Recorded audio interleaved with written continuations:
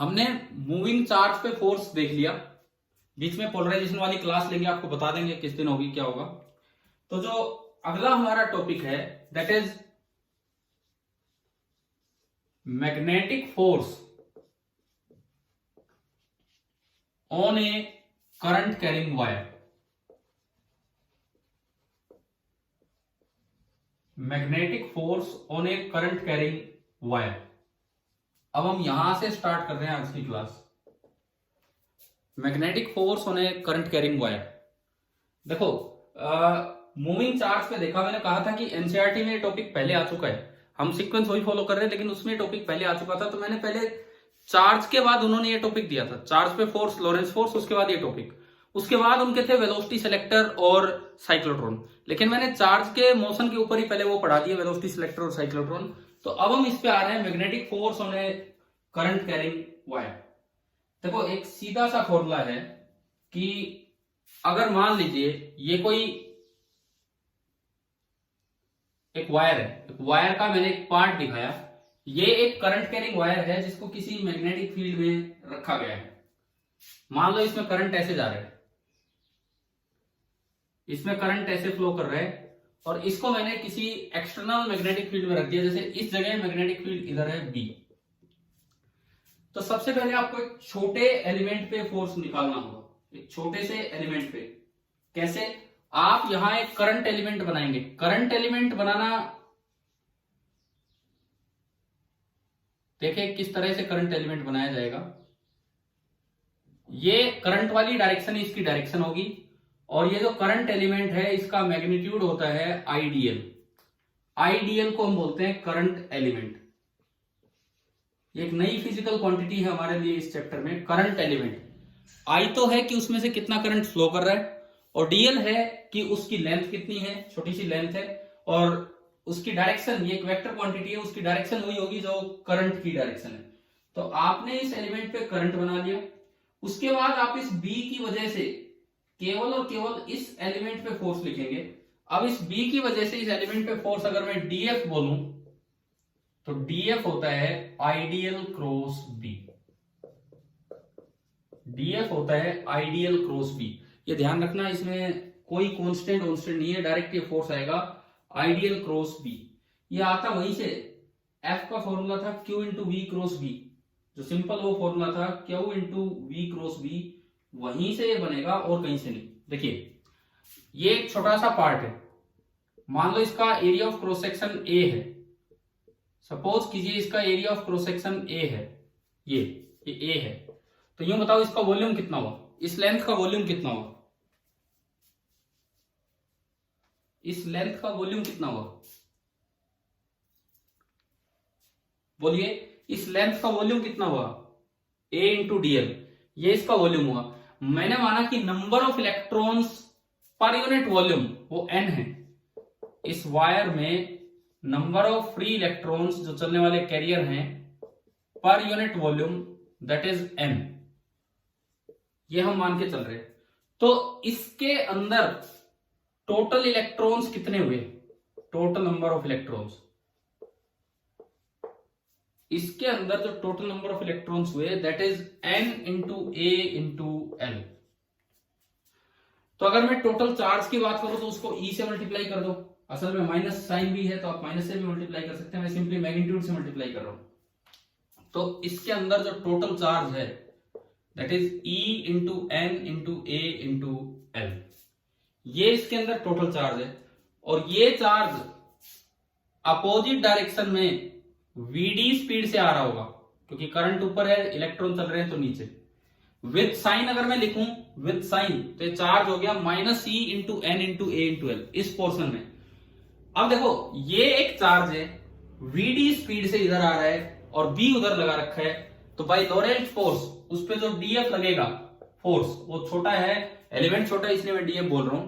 तो by लोरेंट्ज formula या लोरेंट्ज force से अगर आप लिखें तो फोर्स का फॉर्मूला होता है Q into we cross B.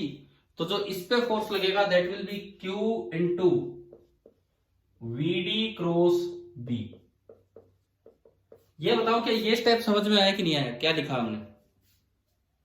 हाँ जी क्लियर है ये वाला step Q into V D cross B. ठीक है, अब देखिए क्यू की वैल्यू मैंने पुट की क्योंकि ये वेक्टर इक्वेशन है, वेक्टर फॉर्म में चार्ज को विद साइन रखा जाएगा। तो आपने क्यू को विद साइन रख दिया तो DF vector it comes out to be, charge को रखा minus E N A L V D cross B, ये आपका डीएफ आ गया। अगर यहां बीच में प्लस या माइनस होता तो ये टर्म इससे भी मल्टीप्लाई होती और ये टर्म अगले से भी मल्टीप्लाई होती, लेकिन अगर बीच में क्रॉस है तो आप किसी भी एक से आप ये टर्म मल्टीप्लाई कर दीजिए। अच्छा, ये a इंटू एल में थोड़ा गलत लिख गया, हमने इस छोटे एलिमेंट की लेंथ dl मानी है, तो इसका जो वॉल्यूम होगा a इंटू डीएल होगा, इसका वॉल्यूम होगा a इंटू डीएल। तो जो टोटल नंबर ऑफ इलेक्ट्रॉन्स होंगे वो होंगे n इंटू ए इंटू डीएल, चार्ज होगा a इंटू डीएल आ जाएगा यहाँ पे।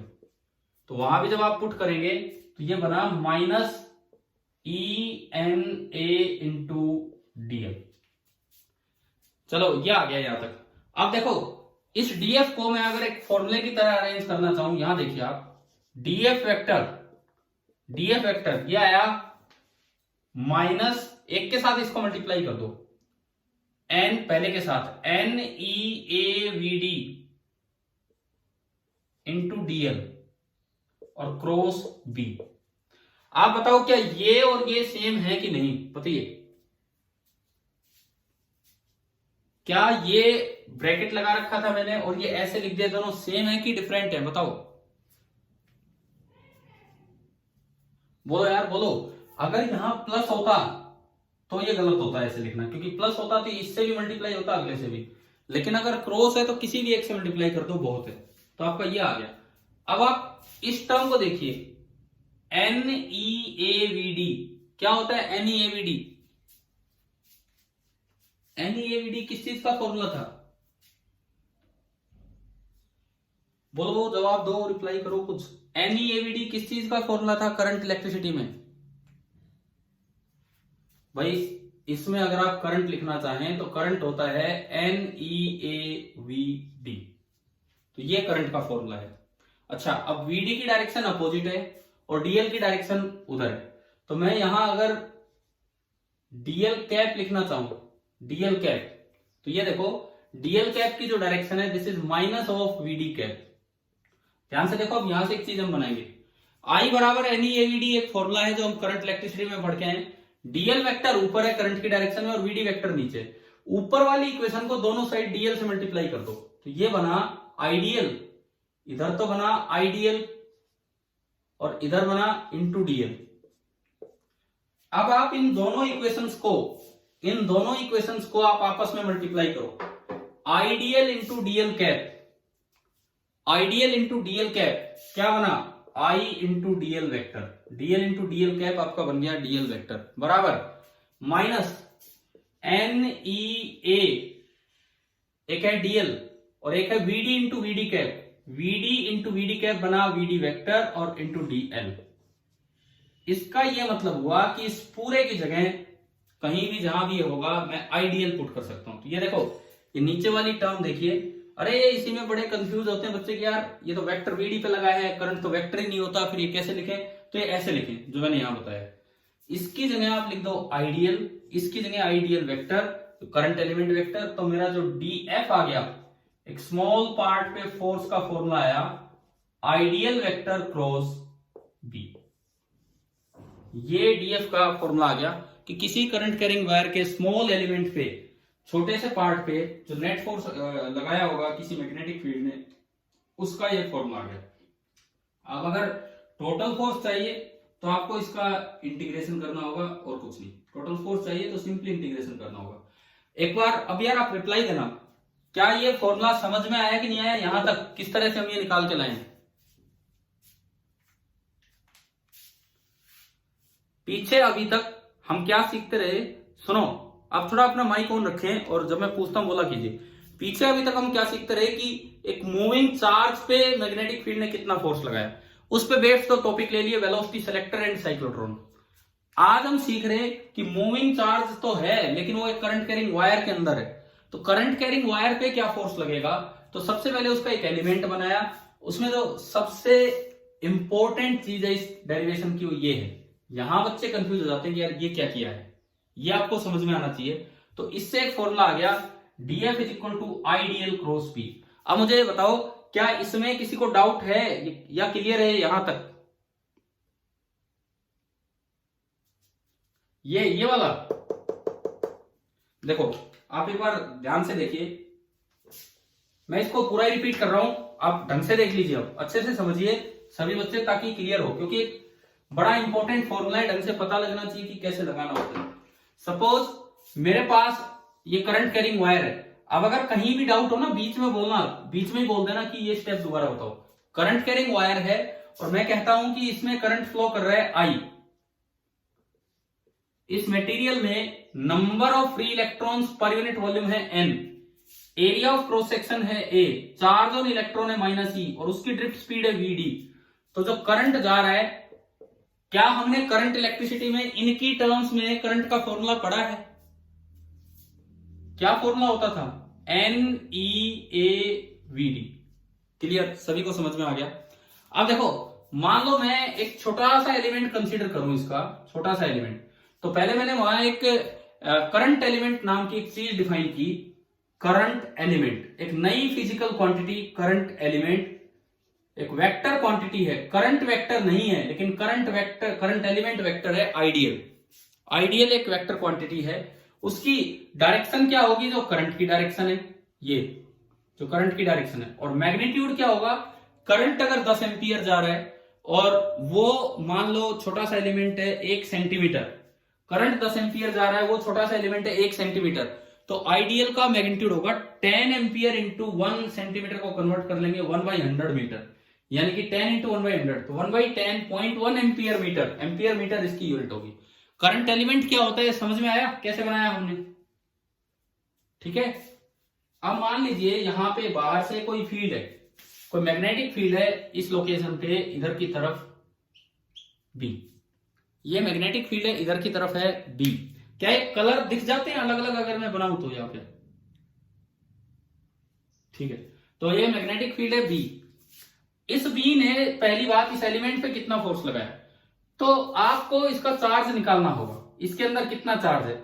अगर इसका area of cross section A है और इसकी लेंथ डीएल है, तो इस छोटे से पार्ट का वॉल्यूम कितना हो गया? A into DL. Unit volume में एन इलेक्ट्रॉन है, तो इस पार्ट में कितने इलेक्ट्रॉन हो गए? N into ADL. एक इलेक्ट्रॉन पे चार्ज माइनस ई है विद साइन, तो इसके अंदर जो टोटल चार्ज बैठा है क्यों? Minus e into N into ए इंटू डीएल। ये बताओ क्या ये स्टेप क्लियर हुआ? ये वाला स्टेप, टोटल चार्ज इस छोटे से एलिमेंट पे, क्या ये क्लियर है सभी को? ठीक है, इसमें डाउट हो तो पूछ लो अभी। अच्छा, ये एलिमेंट, ये इलेक्ट्रॉन जो है ये नीचे आ रहे हैं, क्योंकि करंट ऊपर जा रहा है तो इलेक्ट्रॉन नीचे आएंगे with velocity VD, VD velocity से नीचे आए तो बाय लोरेंट्ज फोर्स, इस पे जो फॉर्मूला होगा उसको मैं डीएफ बोल रहा हूं, क्योंकि पूरा तो एफ तो बहुत बड़ी वायर पे है, तो इस पे डीएफ बराबर क्यू। अच्छा, इसको क्यू की बजाय आप डी क्यू बोल सकते हो, छोटे से पार्ट का ये चार्ज है तो आप इसे डी क्यू बोल सकते हो, तो d q into VD cross B. Lorentz force का फॉर्मूला हमने लगा दिया, q into we cross B, शायद सभी को समझ में आ गया होगा ये तो, है ना। अब मैं इसमें बताओ चार्ज विद साइन पुट होगा कि विदाउट साइन? इसके अंदर विद साइन, क्योंकि वेक्टर फॉर्म है, तो मैंने विद साइन चार्ज पुट कर दिया, तो D F that is equal to minus E N A D L into V D cross B. अब अगला सवाल का जवाब देना, क्या ये नंबर दोनों से मल्टीप्लाई करना है या किसी एक से कर दें? क्योंकि बीच में मल्टीप्लीकेशन है, अगर बीच में प्लस माइनस होता तो दोनों से होता, तो मैंने पहले से कर दिया, तो डीएफ आ गया minus E N A D L V D cross B. तो डीएफ मेरा आया इस छोटे पार्ट पे current minus N E A V D vector into D L cross B. अब एक बार मुझे ये चीज पता करके लानी होगी कि भाई ये क्या अजीब सी चीज है, तो उसके लिए मैं ऊपर गया वहां, I is equal to n E A V d multiplying both sides by dl, magnitude of dl से आपने मल्टीप्लाई किया, तो आईडीएल बराबर N E A V d dl, लेकिन वो तो वेक्टर फॉर्म में चाहिए मुझे। तो एक बार यहां देखो, dl मैंने ब्लू कलर में दिखाया है ऊपर की तरफ, और vd वेक्टर की डायरेक्शन क्या है, नीचे की तरफ। तो क्या मैं ये कह सकता हूं कि dl cap is opposite to vd cap? बताइए, क्या ये समझ में आ रहा है ये वाली इक्वेशन? हाँ जी, क्लियर है ना ये? dl cap is opposite to minus is equal to minus vd cap. आप इस इक्वेशन को और इस इक्वेशन को मल्टीप्लाई कर दो, इन दोनों को आप मल्टीप्लाई कर दो, तो देखो क्या बना, ideal into dl cap. DL into dl cap क्या बन गया, dl vector. Dl into dl cap आपका बना डीएल वेक्टर। और देखें एन ई, ये तो ऐसे ही चलने दो, ए वीडी इंटू वीडी कैप बना वीडी वेक्टर, एक माइनस साइन है वो बाहर लगा दिया, और इंटू डीएल। अब आप बताओ उस ब्रैकेट में जो लिखा है क्या यही है क्या पूरा, उस ब्रैकेट में?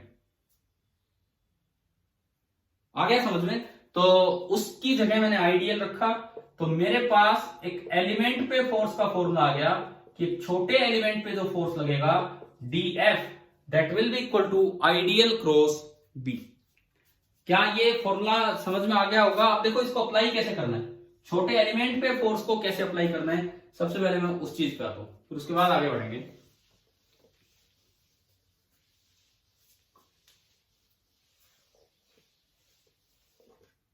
देखिए, एक मान लो ये एक्स एक्सिस है, एक क्वेश्चन की तरह मैं ले रहा हूं, एक वाई एक्सिस है, और मुझे दिया गया कि एक करंट एलिमेंट है, बस एक करंट एलिमेंट दे रखा है किसी वायर का एक पार्ट, उसकी लेंथ है 10 सेंटीमीटर, ये उसकी लेंथ है, और उसमें जो करंट है that is 5 ampere. Current element के बारे में बताया, डायरेक्शन दिखा दी, लेंथ दिखा दी, और उसमें करंट कितना जा रहा है वो दिखा दिया, करंट इसी डायरेक्शन में जा रहा होगा। यहां पे एक मैग्नेटिक फील्ड लगा है इस डायरेक्शन में 60 डिग्री पे, और जो मैग्नेटिक फील्ड है दैट इज 3 टेस्ला, बहुत स्ट्रॉन्ग है, बहुत ज्यादा स्ट्रॉन्ग है 3 टेस्ला मैग्नेटिक फील्ड, ये मैग्नेटिक फील्ड लगा है। Find the magnitude and direction of magnetic force acting on the current element. Find magnitude and direction of magnetic force acting on current element. पूरी wire दिखाई ही नहीं, बस हमें तो एक एलिमेंट दे दिया गया, पूरी वायर तो हमें दिखाई नहीं गई, हमें तो एक एलिमेंट दे दिया गया, और उस पे बस ये पूछ लिया कि उस पे कितना मैग्नीट्यूड होगा और क्या डायरेक्शन होगी, ये पूछा गया। हाँ जी, अब देखो यहां पे एक एलिमेंट दिया, सबसे पहले आप आइडियल वेक्टर लिखो, आइडियल वेक्टर, मैग्नीट्यूड बताओ आइडियल वेक्टर का कितना है, मैग्नीट्यूड बोलिए आइडियल का, बोलो भाई। देखो I5 ये 10 सेंटीमीटर, 10/100 मीटर, 10/100 इज 1/10, 1/10 होने से तो 0.05 नहीं, मुझे तो लग रहा है 0.5 आएगा, 0.5 एम्पियर मीटर। ये तो हुआ मैग्नीट्यूड पर वेक्टर फॉर्म है। डायरेक्शन बताओ इसकी क्या है, आई कैप, जे कैप, के कैप, क्या डायरेक्शन है इसकी, आई कैप। तो ये आपका आइडियल वेक्टर आ गया। अब मैं बात करूं बी वेक्टर की, बी वेक्टर को भी अगर मैं आईजे में लिखूं, या डायरेक्ट पढ़ा रहने दो, बी वेक्टर को आईजे में क्या लिखना है, बी का मैग्नीट्यूड 3 टेस्ला। अब जो इस पे फोर्स लगेगा, अब मैं डीएफ ना भी बोलूं एफ बोल लूं, क्यों? क्योंकि डीएफ तब बोलना सही रहता है जब बहुत बड़ी वायर हो और उसका एक पार्ट हो, या तो ये इतना सा ही हमें दिखाया गया है, तो जो इस पे फोर्स लगेगा मैं उसे बोल सकता हूं आइडियल क्रॉस बी। तो जो फोर्स का मैग्नीट्यूड होगा पहले तो वो निकालें, आइडियल का मैग्नीट्यूड 0.5, बी का मैग्नीट्यूड 3, और क्रॉस प्रोडक्ट में साइन 60 डिग्री, साइन 60 कितना होता है, √3/2, तो यह आ गया 3 15 1.5 इंटू √3/2 न्यूटन। ये तो आया फोर्स का मैग्नीट्यूड। डायरेक्शन बताओ राइट हैंड थंब रूल से, डायरेक्शन किधर होगी? आइडियल क्रॉस बी करके बताओ कि डायरेक्शन किधर होगी इस फोर्स की। ना यार ये सुनो, बाहर और अंदर बोलना गलत हो जाता है जब एक्सिस दिखा रखे हो। जब एक्सिस दिखा रखे हो एक्स वाई जेड, तो बाहर और अंदर नहीं, एक्स वाई। ये बाहर की तरफ का मतलब है कौन से एक्सिस के अलोंग है? पॉजिटिव जेड की नेगेटिव जेड? पॉजिटिव जेड, क्योंकि जब एक्स इधर होता है वाई इधर होता है तो बाहर पॉजिटिव जेड होता है और अंदर नेगेटिव जेड होता है। तो ये आपका आया कि केवल एक करंट एलिमेंट पे अगर फोर्स निकालना हो तो कैसे निकालते हैं। बताओ यहां तक समझ में आ गया? करंट एलिमेंट पे फोर्स, ठीक है। अब देखो पूरी वायर पे फोर्स निकालना हो तो क्या करना है, अब हम उस पर चलेंगे, क्योंकि हमारी हेडिंग तो ये है कि magnetic force on A current carrying wire, यहां तक हमें पहुंचना है। देखिए अब ये जो पूरी वायर है, ये जो पूरी वायर हमें दी गई है, मैं कहता हूं इसमें स्टेडी करंट जा रहा है। स्टेडी करंट तो हमेशा ही होता है, मतलब फ्लक्चुएट नहीं कर रहा है। मतलब ये जिस वक्त यहां करंट 5 एम्पियर है, यहां भी करंट 5 एम्पियर, पूरी वायर में एक समय हर जगह सेम करंट है। अब आपका किसी एक एलिमेंट पे फोर्स आ गया, तो ये डीएफ इधर आया ना, सॉरी ये बी था, आपने एक करंट एलिमेंट माना था डीएल लेंथ का आइडियल, तो आपको ये पता लगा था कि जो डीएफ होगा इस पे जो डीएफ था that was ideal cross B. बाहर कोई कांस्टेंट नहीं होगा। एक बात ध्यान रखना, जैसे कूलम्स लॉ में बाहर 1/4πε0 आता था। कूलम्स लॉ में यूं फोर्स लिखते थे दो चार्ज के बीच में, तो बाहर 1/4πε0 आता था। लेकिन जब आप फील्ड का फोर्स लिखते थे, किसी ई फील्ड की वजह से क्यू चार्ज पे फोर्स, तो क्या बाहर 1/4πε0 लिखते थे क्या? पहले बताओ, बोलिए। अगर ई इलेक्ट्रिक फील्ड की वजह से क्यू चार्ज पे फोर्स लिखना है तो क्यू इंटू ई लिखते थे, 1/4πε0 क्यू इंटू ई, क्यू इंटू ई। सिमिलरली बी के फील्ड में आइडियल क्रॉस बी, तो बाहर कोई कांस्टेंट नहीं आएगा। हमें ध्यान रखना है कि उस तरह का कोई कांस्टेंट नहीं आएगा जैसे वहां 1/4πε0 वगैरह था, तो ये कुछ भी नहीं आना, डायरेक्ट ये स्टार्ट होगा। अच्छा अब देखो इंटीग्रेशन करेंगे, net force on whole wire, ये मैंने माना एफ है, तो आप एफ को लिख सकते हैं इंटीग्रल आइडियल क्रॉस बी, ये आप एफ को लिख सकते हैं। ये स्पेशियल इंटीग्रेशन है कि टेम्पोरल इंटीग्रेशन, ये तो टर्म्स तो हम यूज कर चुके हैं शायद पहले भी कभी। ये विद रेस्पेक्ट टू पोजीशन है इंटीग्रेशन या विद रेस्पेक्ट टू टाइम है? बोलो, विद रेस्पेक्ट टू पोजीशन। क्या हर पोजीशन पे जो वायर है सब में करंट सेम होगा एक समय पे? अगर आई करंट है तो वही आई करंट यहां होगा, वही आई करंट यहां होगा, वही आई करंट यहां होगा, यानी कि हर एलिमेंट में आई सेम है, तो कांस्टेंट चीज इंटीग्रेशन से बाहर आ जाती है। इसका यह मतलब है I is same through each element, I is same through each element at a time. किसी समय आई सेम होगा, तो मैं आई को इंटीग्रेशन से बाहर निकाल सकता हूं, तो फोर्स वेक्टर बना I into integral of dl cross B. ये तो आई तो हमेशा से मिलेगा, आप इसको बाहर निकाल सकते हो। दूसरी बात, अगर आपको क्वेश्चन में दिया हो कि बी यूनिफॉर्म है, मतलब उसमें कोई स्पेशल वेरिएशन नहीं है, वायर के हर पॉइंट पे बी सेम है, तो बी भी इंटीग्रेशन से बाहर आ जाएगा। मैं उसको इधर लिख के दिखाता हूं कि इफ बी इज यूनिफॉर्म,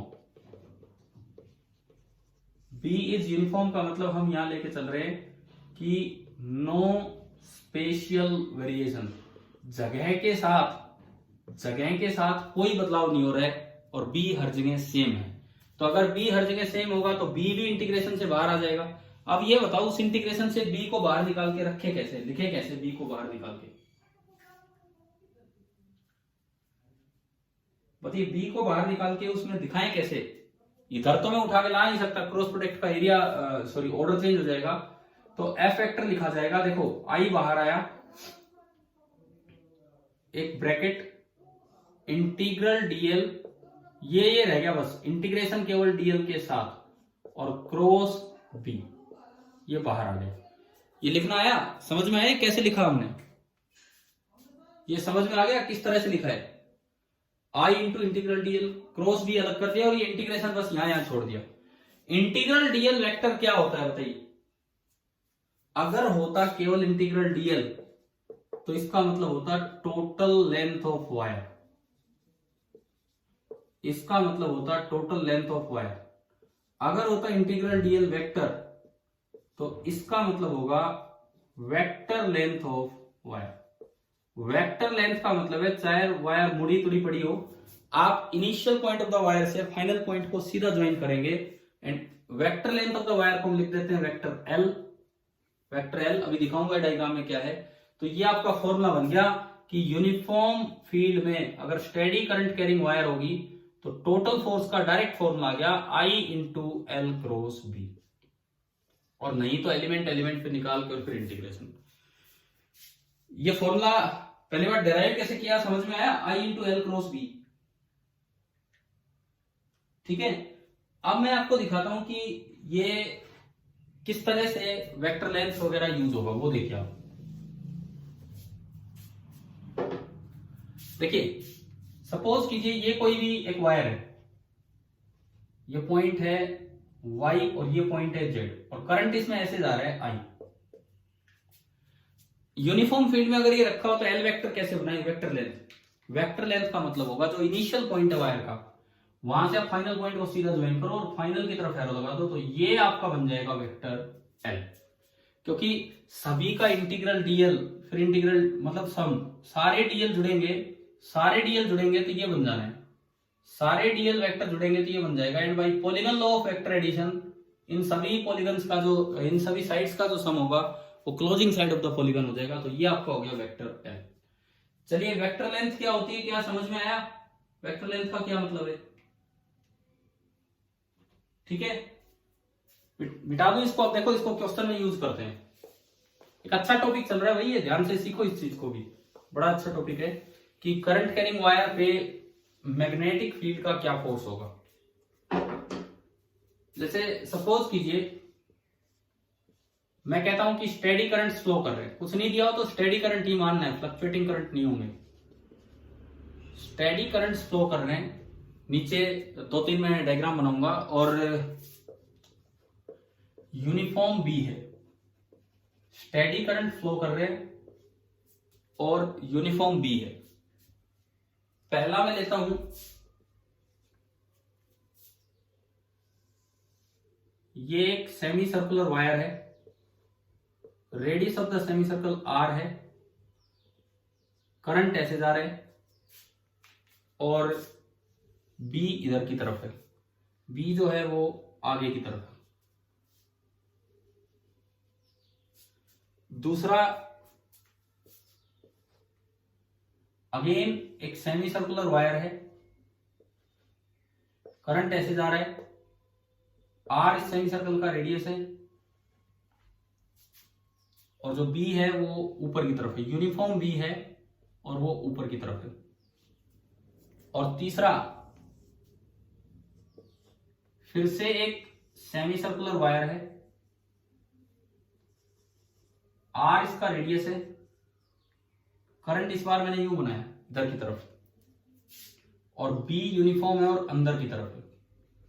आपको तीनों वायर्स पे magnitude of force and direction of force निकालना है। यूनिफॉर्म फील्ड में स्टेडी करंट है। चलिए अप्लाई कीजिए एक एक में, और फिर ये सीखते हैं कि कैसे क्या बनेगा। पहली बात, अगर बी यूनिफॉर्म हो तो आपको रिप्लेस कर लेना है इन सभी को इसकी वेक्टर लेंथ से। तो वेक्टर लेंथ बताओ कैसे बनाए? वेक्टर लेंथ कैसे बनाए? पहले में कैसे बनेगी वेक्टर लेंथ? इस पॉइंट से उस पॉइंट को सीधा ज्वाइन किया, ये वेक्टर एल बना। इस वेक्टर एल का मैग्नीट्यूड बताइए कितना है? वेक्टर एल का मैग्नीट्यूड 2r। तीनों में ये सेम है, तीनों में ये सेम है, करंट यूज आ रहा है तो ये इधर ही बनेगा। वेक्टर एल की मैग्नीट्यूड 2r। आखिरी में थोड़ा अलग है कि डायरेक्शन उल्टी कर दी तो आप वेक्टर एल इधर बनाएंगे और मैग्नीट्यूड होगा 2r। पहली बात, तीनों में वेक्टर एल बनाना आ गया, तीनों में करंट आपको दे रखा है और बी आपको दे रखा है। करंट आई मान लो, सभी में आई करंट जा रहा है इस तरह से। तो अब पहले केस में बताओ I into l cross B, l और बी के बीच का एंगल कितना है फर्स्ट केस में? 0 डिग्री है, तो क्रॉस प्रोडक्ट 0 डिग्री होने की वजह से क्रॉस प्रोडक्ट 0 आया। यानी कि पहले केस में जो एफ नेट ऑन वायर है, F net on wire this will be 0। कोई डायरेक्शन का तो मतलब नहीं होता। दूसरे केस में बताओ एल क्रॉस बी के, एल और बी के बीच का एंगल कितना है? 90 डिग्री। तो जो एफ का मैग्नीट्यूड होगा वो होगा I into l into B into sine 90 degree. Sine 90 degree 1 होता है, तो जो फोर्स का मैग्नीट्यूड हुआ दैट इज 2IRB। जो आपके फोर्स का मैग्नीट्यूड यहां बना दिस इज 2IRB। ये आपका हो गया फोर्स का मैग्नीट्यूड। डायरेक्शन बताओ एल क्रॉस बी की डायरेक्शन क्या बनेगी इसमें, ऊपर सेकंड वाले में बोलो। एल पे हाथ रखा, बी की तरफ घुमाया, अंगूठा बाहर आ रहा है, एल क्रॉस बी की डायरेक्शन क्या आई? आउटवर्ड। तो यहां 2IRB और ये डॉट के साथ आउटवर्ड। क्या आ गया, क्या समझ में? हाँ जी क्लियर है, ठीक है। तीसरा देखिए, थर्ड वन, इसमें भी एल और बी के बीच का एंगल कितना है? ये इधर वो अंदर 90। तो I into 2R into B into sine 90 degree, sine 91। तो अगेन ये आया 2IRB। फोर्स का मैग्नीट्यूड आ गया 2IRB। डायरेक्शन बताओ जी एल क्रॉस बी किधर लगेगा ये फोर्स?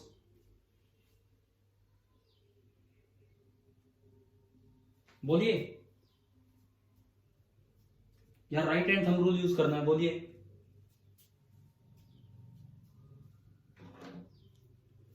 अरे कहां गए, बोलो। एल क्रॉस बी की डायरेक्शन इनसाइड तो नहीं हो सकती क्योंकि बी इनसाइड है। जब बी इनसाइड है तो एल क्रॉस बी तो परपेंडिकुलर होता है दोनों के। अब ऊपर कौन सा हाथ यूज कर रहे हो? हैं जी, कौन सा हाथ यूज कर रहे हो? अरे कौन सा हाथ यूज करना है? एल क्रॉस बी, एल आगे है बी अंदर है। देखिए एल क्रॉस बी, एल आगे है बी अंदर है। Right hand thumb rule, L पे रखा, बी की तरफ घुमाया, अंगूठा किधर आ रहा है? डाउनवर्ड। पता है 1 साल हो गया हमें रूल यूज करते करते, पिछले वेक्टर से करने लगे थे, अभी तक भी हम इसमें गड़बड़ कर रहे हैं। क्या अभी समझ में आया कि नहीं आया? किधर है ये फोर्स बताओ, किधर है ये फोर्स? अब बता दो इस पूरी वायर पे किधर लग रहा है फोर्स? नीचे की तरफ, डाउनवर्ड। तो भाई ये फॉर्मूला यूज करना है, ये आई इंटू एल क्रॉस बी, ये तभी लगाना है जब बी यूनिफॉर्म हो, ठीक है। अब आप इसमें देखो, ये बी 0 आया पहले केस में। थोड़ा सा इसको स्टडी करते हैं। ये बी 0 आया ना, सॉरी फोर्स 0 आया। मैं इसको 2 पार्ट्स में ब्रेक कर रहा हूं, ये एक्स, ये जेड और ये वाई। अगर मुझसे एक्स वाई पे पूछा जाता तो एक्स वाई पार्ट पे फोर्स किधर होता? अगर मुझसे एक्स वाई पे पूछा जाता तो ये एल वेक्टर ये ना होके एक्स वाई का एल वेक्टर ये बनता, और भाई पाइथागोरस ये √2r हो जाता। आर ये तो ये √2r। बी आगे एल इधर, ये 45 डिग्री एंगल होता। आर है दोनों, तो बी के साथ एल का एंगल 45। अब बताओ एक्स वाई पार्ट पे फोर्स किधर होगा और कितना होगा? एक्स वाई पार्ट पे बोलिए। ये एक्स वाई पार्ट पे आगे की तरफ जो बी लगा रखा है उसकी वजह से फोर्स कितना होगा और किधर होगा? इसका जो एल वेक्टर बना वो ये बना, एल की लंबाई बनी √2r पाइथागोरस से, और ये एंगल बना 45 डिग्री। पहली बात एक्स वाई पे फोर्स बताओ, मैं उसे एफ ऑन एक्स वाई बोल रहा हूं, कितना मैग्नीट्यूड होगा?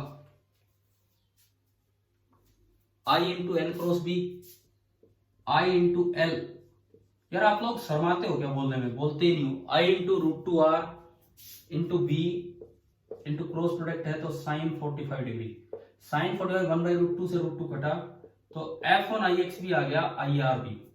अब बता दो राइट हैंड थंब रूल से इसकी डायरेक्शन किधर आ रही है? एक्स वाई पार्ट पे डायरेक्शन किधर आ रही है? हाँ जी बोलिए, एक्स वाई पार्ट पे डायरेक्शन किधर आ रही है? अरे किधर आ रही है? बाहर। अरे एल क्रॉस बी, एल पे हाथ रखा, बी की तरफ घुमाया तो अंगूठा किधर जा रहा है? राइट हैंड का अंदर। तो ये सारी डायरेक्शंस में क्यों गड़बड़ हो रही है? ये तो सिंपल सिंपल बातें हैं। तो ये आया अंदर की तरफ। अब दूसरे पार्ट पे और निकालते हैं वाई जेड पे। जो वाई जेड पोर्शन है इसको हटाओ। वाई जेड, वाई जेड में एल वेक्टर किधर बनेगा? वाई से जेड, क्योंकि करंट ऐसे जा रहा है। तो वाई जेड में जो एल वेक्टर बनेगा वो इधर बनेगा।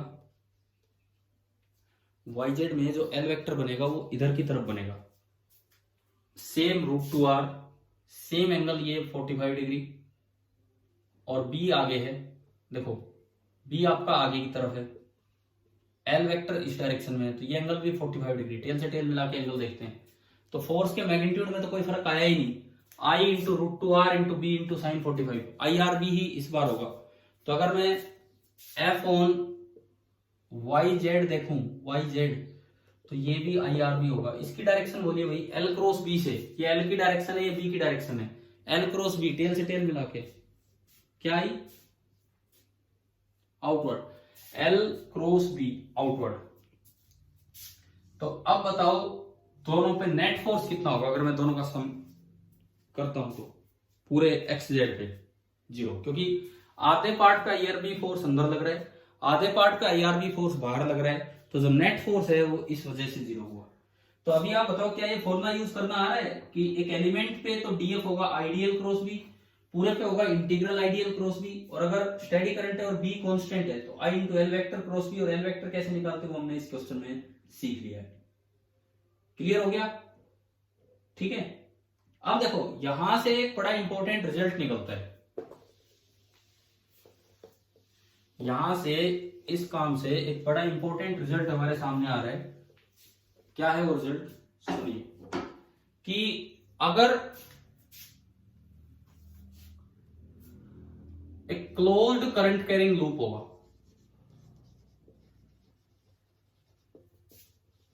Close current carrying loop of any shape, किसी भी शेप का,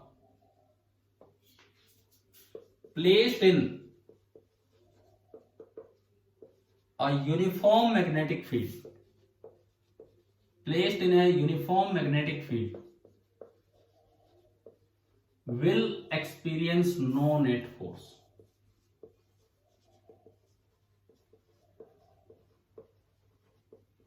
Will experience no net force. एक क्लोज्ड करंट कैरिंग लूप होगा किसी भी शेप का, तो उस पर कोई मैग्नेटिक फोर्स नहीं लगेगा। क्यों नहीं लगेगा बताओ? क्या कारण क्या है इसका? बोलिए क्या कारण है इसका? एक हाँ, एल वेक्टर जो बनेगा ना, एल वेक्टर वो 0 हो जाएगा, क्योंकि कोई इनिशियल और फाइनल पॉइंट नहीं बचे, क्लोज लूप है। तो हाँ, उस पे हर एलिमेंट पे फोर्स लगेगा। ये जो है ना, उसका एक एक एलिमेंट फोर्स फील कर रहा होगा, लेकिन वो सारे कैंसिल आउट हो जाएंगे और उससे net force on the element 0 हो जाएगा। तो क्यों कारण आ गया समझ में? एल वेक्टर 0 है। अब फोर्स का फॉर्मूला होता है I into l cross B, और एल वेक्टर 0 होने से फोर्स भी 0 हो गया। तो ये भी एक अच्छा रिजल्ट है जो हमें यूज करना चाहिए कि किसी भी शेप का हो उस पर नेट फोर्स 0 ही होगा। अब मैं 5 मिनट एक बार रिवाइज करवा रहा हूं आज की क्लास में हमने क्या क्या सीखा है। एक अच्छा टॉपिक है, इंपॉर्टेंट टॉपिक है। खाली ये फॉर्मूला नहीं रटना है, तरीके पे जाना है कि किस तरीके से हम ये निकाल के लाए। देखो सुनो, आज की क्लास की शुरुआत हमने की साइक्लोट्रॉन की ही एक लिमिटेशन से। साइक्लोट्रॉन से जो हल्के पार्टिकल्स हैं ये शुरुआती पार्ट वो है जो मैंने रिकॉर्ड नहीं किया था, उसके बाद रिकॉर्डिंग स्टार्ट की थी। तो अभी सुनो, साइक्लोट्रॉन में जो हल्के पार्टिकल्स हैं उनको एक्सेलरेट नहीं किया जा सकता है। कारण क्या है कि उनकी स्पीड बहुत ज्यादा बढ़ जाती है, और अगर speed comparable to speed of light हो चले तो मास चेंज हो जाएगा। m is equal to M naught upon under root 1 minus V square by C square, Einstein formula से मास चेंज होगा तो time period of revolution change हो जाएगा, साइक्लोट्रॉन फ्रीक्वेंसी चेंज हो जाएगी, जबकि applied frequency of oscillator change नहीं हुई है, तो उससे मिसमैच हो जाएगा, रेजोनेंस कंडीशन गड़बड़ा जाएगी। और इन चीजों से बचने के लिए फिर सिंक्रो साइक्लोट्रॉन और सिंक्रो साइक्लोट्रॉन इस तरह की चीजें हमें पढ़नी नहीं है, ये बनाई गई थी इन सब चीजों से बचने के लिए, हमें केवल साइक्लोट्रॉन ही पढ़ना है। तो एक ही लिमिटेशन बताइए। उसके बाद में गया कि एक करंट कैरिंग वायर है, एक करंट कैरिंग वायर है, तो उस पे मैग्नेटिक फोर्स क्या होगा, वही बेसिक फॉर्मूला जो लोरेंट्ज फोर्स का था, Q into we cross V, उससे हमने निकाला। तो सबसे पहले तो उसके एक एलिमेंट पे फोर्स निकाला, और उसके एक एलिमेंट पे जो फोर्स आया वो आया आई इंटू डीएल क्रॉस पी। कैसे आया, उसमें एक स्टेप बड़ा इंपॉर्टेंट था, जो वो ब्रैकेट में मैंने लिख के दिखाया कि आई कैसे बना, वो IDL N E A V D L और बाहर माइनस लगा था, कैसे वो आईडीएल बना, N E A V D vector into DL और बाहर माइनस, वो कैसे आईडीएल बना वो इधर दिखाया था आपको, वो भी समझना। और उससे उस छोटे से एलिमेंट पे फोर्स बना आईडीएल क्रॉस पी। फिर मैंने एक क्वेश्चन लिया जो केवल उस छोटे से एलिमेंट पे ही बेस्ड है, एक छोटा सा एलिमेंट ब्लू कलर से दिखाया, करंट 5 एम्पियर, लेंथ उसकी 10 सेंटीमीटर, एक्स एक्सिस के अलोंग, तो पूछा था कि 45 डिग्री पे फील्ड लगा के भी कितना फोर्स लगेगा, आपने वो सीखा। उसके बाद वो फोर्स निकालने के बाद फिर हम गए कि पूरी वायर पे कितना फोर्स होगा, तो पूरी वायर पे फोर्स चाहिए तो उसका वेक्टर इंटीग्रेशन करना होगा, लेकिन करंट तो सभी में सेम होता है, एक समय पे हर एलिमेंट में करंट सेम होगा, स्टेडी करंट है, तो आई बाहर आ गया, अंदर में था डीएल क्रॉस बी। अब अगर बी यूनिफॉर्म है, उस वायर के हर पॉइंट पे सेम बी है, तो बी भी इंटीग्रेशन से बाहर आ जाएगा, लेकिन कैसे आएगा, उधर की तरफ ही बाहर निकाला, और इंटीग्रल डीएल वेक्टर जो बना वो कंप्लीट वेक्टर लेंथ हो गया एल। वेक्टर लेंथ कैसे निकाला वो 2-3 क्वेश्चंस में सीखा, सेमी सर्कुलर वायर्स लेके। एंड लास्ट हमने ये देखा कि अगर यूनिफॉर्म मैग्नेटिक फील्ड में क्लोज्ड करंट कैरिंग लूप है, यूनिफॉर्म मैग्नेटिक फील्ड में क्लोज्ड करंट कैरिंग लूप है, तो उस पे जो नेट फोर्स होगा वो आपका हो गया 0। ये बताओ आज की क्लास यहां तक समझ में आई कि नहीं आई, क्लियर है सभी को? ठीक है।